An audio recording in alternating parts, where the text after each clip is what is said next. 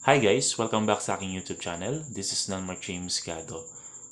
Today, we will talk about getting the derivative of a square root function rule.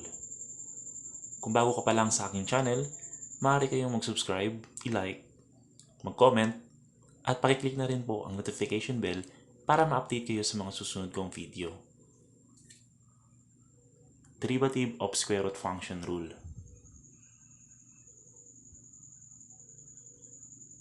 So the derivative of the square root of u with respect to x is equal to 1 over 2 square root of u times du over dx.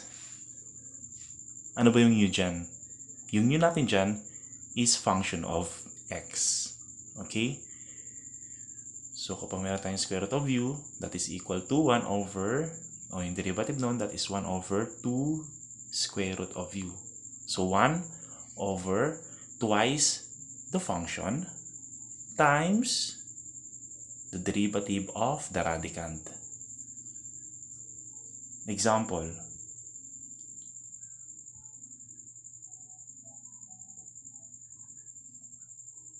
Example number 1.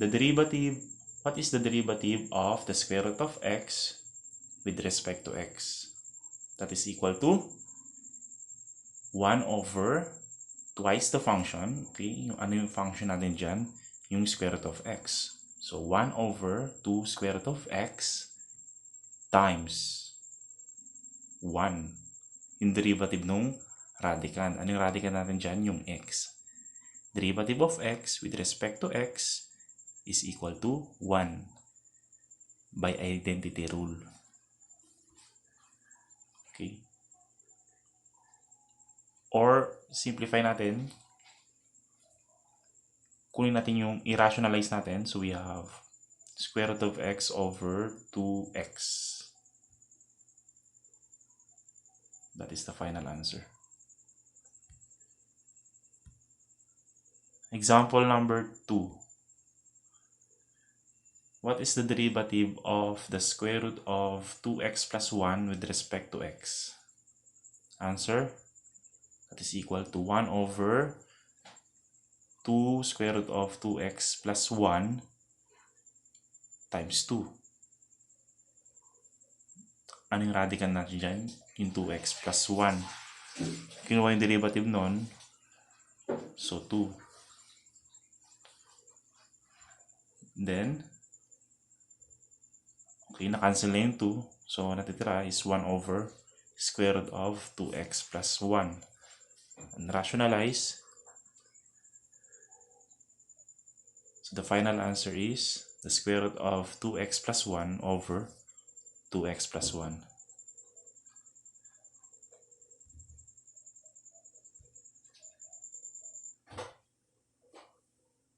Example number 3. What is the derivative of the square root of 3x squared minus 5x plus 1 with respect to x?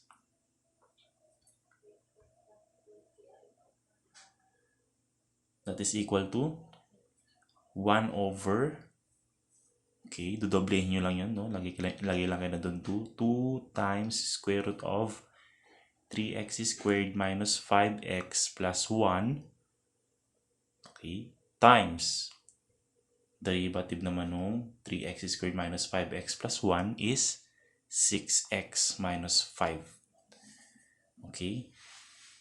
Sa mga previous video ko, power rule yan, okay? Pwede nyo pong panoorin yun. Ilalagay ko yung link dun sa baba, no? Para maintindihan nyo kung paano nakuha yan.